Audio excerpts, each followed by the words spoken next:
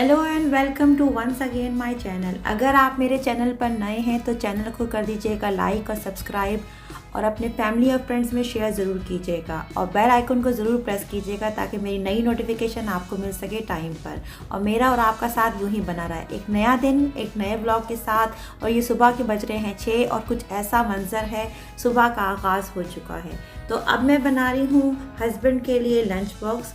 मैंने अपनी previous videos में जो है वो बच्चों के लंच बॉक्स तो बहुत शेयर किए, लेकिन मैंने सोचा कि चलो आज मैं आपके साथ शेयर करती हूँ कि मैं हस्बैंड का जो सैलड बनाती हूँ वो कौन सा होता है। तो एक्चुअली मुझे जो है वो डाइट सैलड फॉलो करना होता है और मॉर्निंग में मैं बनाती हूँ ये फ्रूट सैलड। और ये फ्रूट सैलड जो है वो थोड़ा सा डाइट के लिहाज से है, क्योंकि मैं इसमें जो फ्रूट शामिल करती हूँ वो सिर्फ वो फ्रूट्स होते हैं जिनका जीआई इंडेक्स जो होता है वो लो होता है। अगर आप डायबिटिक हैं या आप जो है वो वेट लॉस करना चाहते हैं तो आप इसको फॉलो कर सकते हैं। आप वो तमाम फूड ले सकते हैं कि जिनका जीआई इंडेक्स जो है वो लो हो।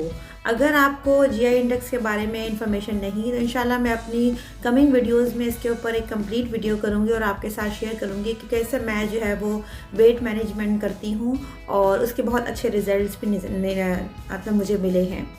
जीआई इंडेक्स बेसिकली वो फूड ग्रुप होते हैं जिसको हम स्केल करते हैं 0 से लेके 100 तक के हर फूड के अंदर जो है वो जो कार्बोहाइड्रेट्स होते हैं यानी शुगर जो होती है बेसिकली उसका क्या कंटेंट होता है और वो जब आप ईट करते हैं तो खाने के बाद वो कितना राइज करता है आपके ब्लड शुगर को। तो ऑब्वियसली इसके 3 कैटेगराइजेशन होती हैं, लो, मीडियम एंड हाई।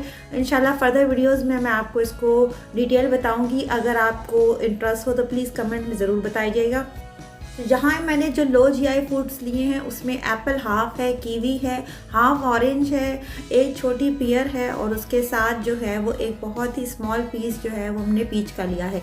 यहाँ मैं इसके साथ ऐड कर रही हूँ बीन्स। आपको जो भी अच्छी बीन्स लगती हों और जिनका जीआई इंडेक्स लो हो या मीडियम हो तो आप वो यूज़ कर सकते हैं। यहाँ मैंने जो है वो यूज़ किए हैं रेड बीन्स और चिकपी और मैं ये वेरिएशन देती रहती हूँ। कभी मैं इसमें किडनी बीन्स डाल देती हूँ, कभी मैं इसमें कॉर्न्स डाल देती हूँ और डिफरेंट तरह के आप बीन्स जो है वो ऐड कर सकते हैं। तो बहरहाल इन सब को मिक्स करके, और मैंने कोई सॉस वगैरह इसमें नहीं डाली क्योंकि उसके अंदर अपने एडिशनल जो है वो शुगर और कुछ और अदर इंग्रेडिएंट्स होते हैं जो मैंने बिल्कुल फॉलो नहीं करने थे।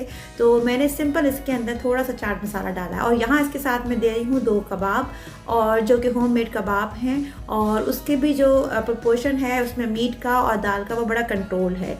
तो साथ आपने देना है कोई भी एक जो है वो सॉलिड प्रोटीन का पीस देना है। आप चाहें तो टिक्का दे सकते हैं, सीख कबाब दे सकते हैं, ये आपकी मर्ज़ी है, और एक लो फैट योगर्ट। तो बहरहाल यहाँ पर लंच बनाते हुए जो है वो मुझे तकरीबन आप देख सकते हैं कि 7:20 हो गया था और 7:35 निकलने का टाइम है। तो जल्दी से मैंने जो है वो ब्रेकफास्ट तैयार कर लिया और मेरा ब्रेकफास्ट भी बिल्कुल सिंपल सा है जो आप देख सकते हैं। 2 एग हैं, एक एग वाइट के साथ है और एक जो है वो एग यॉक के साथ है। आप चाहें तो इसको बॉयल भी कर सकते हैं। जाहिर सी बात है कि मैं डिफरेंट हर दिन जो है वो डिफरेंट करना होता है, कभी बॉयल कर लेती हूँ, कभी हाफ फ्राई कर लेती हूँ, कभी स्क्रैम्बल कर लेती हूँ और साथ जो है वो ब्राउन ब्रेड है। तो बस ये मेरे हस्बैंड का जो है वो डाइट नाश्ता है और उनका लंच बॉक्स है। और अब हस्बैंड और बच्चों को स्कूल वगैरह से फारिग होके मैं जो है वो अपने किचन के काम जल्दी से कंप्लीट कर रही थी।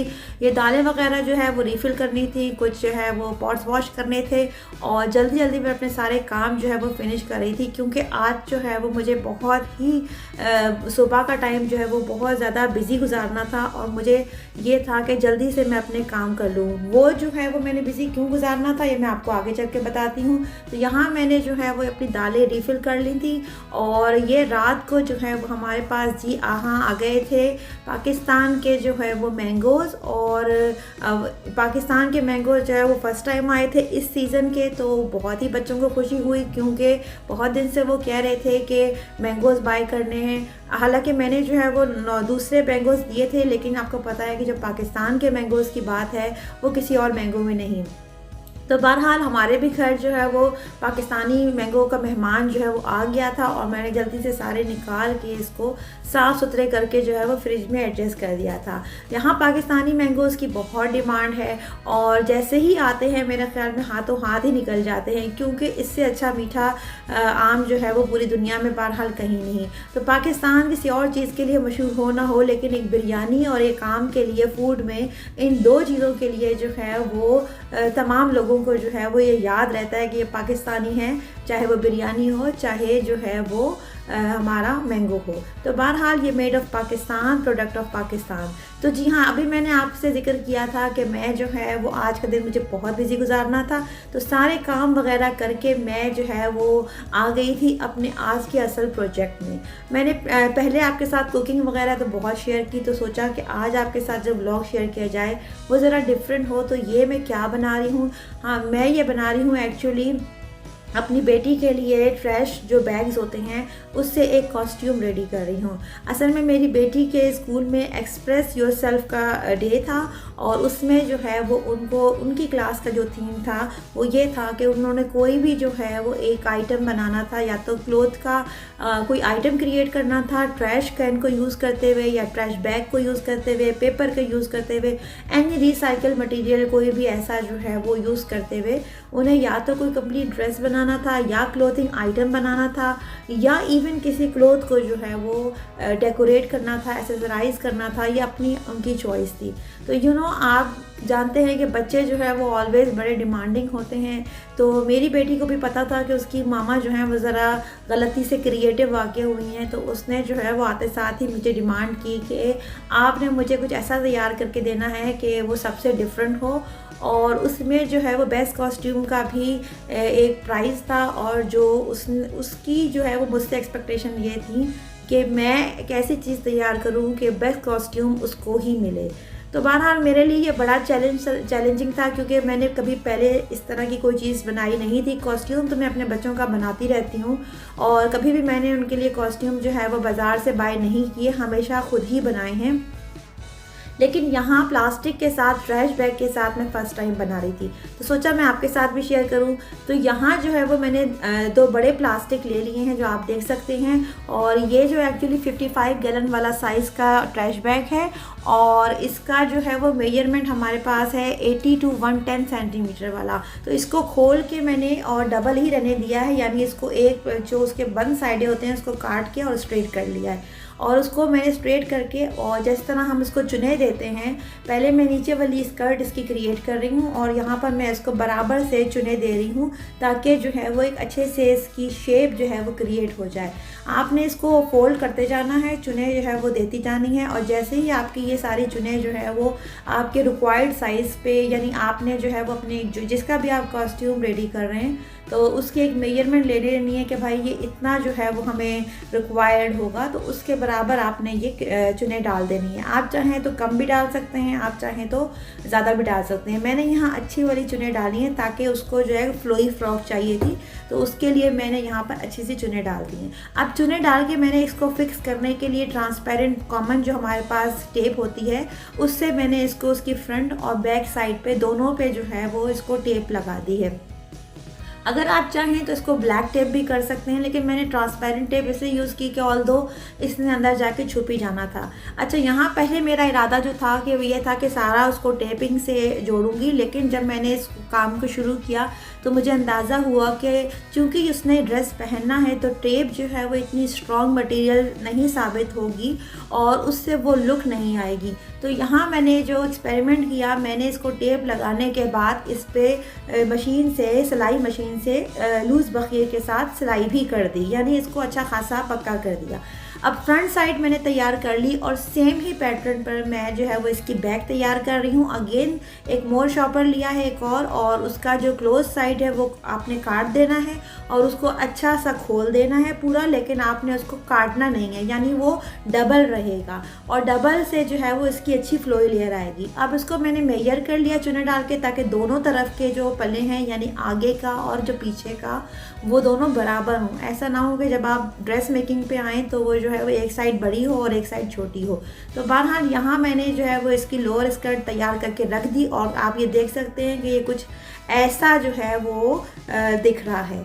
तो उसके बाद अब मैं आ गई हूँ इसके फ्रंट के ऊपर, टॉप पोर्शन के ऊपर, और उसके लिए मैंने अगेन एक नया प्लास्टिक लिया है, एक नया बैग लिया है और ये सिंगल बैग है, लेकिन मैंने इसको 2 पार्ट्स में जो है वो कट कर लिया है। और अब 2 पार्ट्स में मैंने इसलिए कट किया है कि मुझे एक स्क्वायर शेप चाहिए था ऊपर की बॉडी बनाने के लिए।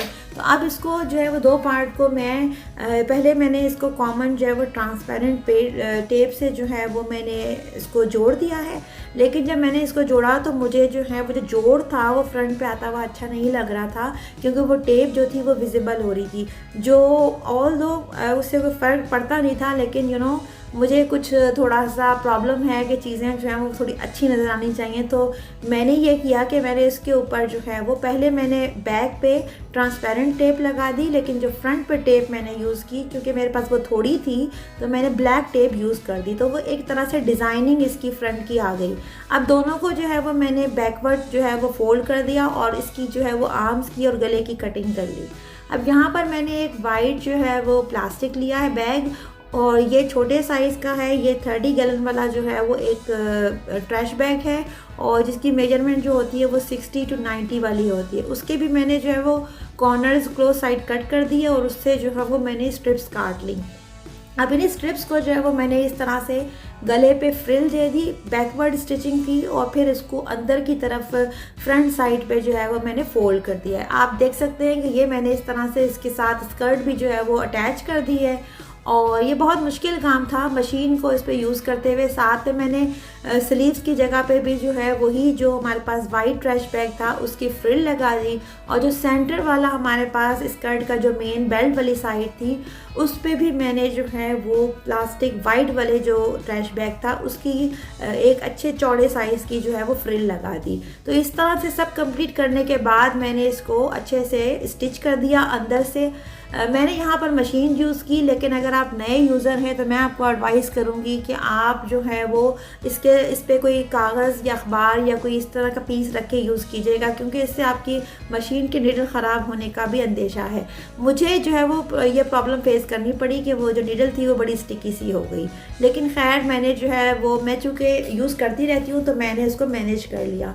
तो ये है इसकी फ़ाइनल लुक। आप देख सकते हैं कि ये एक मैंने जो है वो ट्रैश बैग से फ़्रॉक तैयार की है, लॉन्ग फ्रॉक तैयार की है, और अच्छा खासा इसका घेर है, और ये मुझे तो बहुत अच्छी लगी और मेरी बेटी को भी बहुत पसंद आई थी, और ये देखने में भी बहुत ही अच्छी लग रही थी। आई थिंक कि जो है वो मैं ख़ुद भी इतना एक्सपेक्ट नहीं कर रही थी कि मैं ये बना लूँगी, लेकिन ये कि बहरहाल अल्लाह का शुक्र है कि मैंने ये बना लिया। तो यहाँ मैं आपके साथ पिक्चर शेयर कर रही हूँ जो उसने जब पहना तो ये कैसी लग रही थी। तो उम्मीद करती हूँ कि आपको भी अच्छा लगा होगा, और सबसे अच्छी बात जो मेरे लिए थी कि उसने जो है वो बेस्ट कॉस्ट्यूम का प्राइज़ भी विन किया, तो मेरी तमाम मेहनत जो थी वो वसूल हो गई।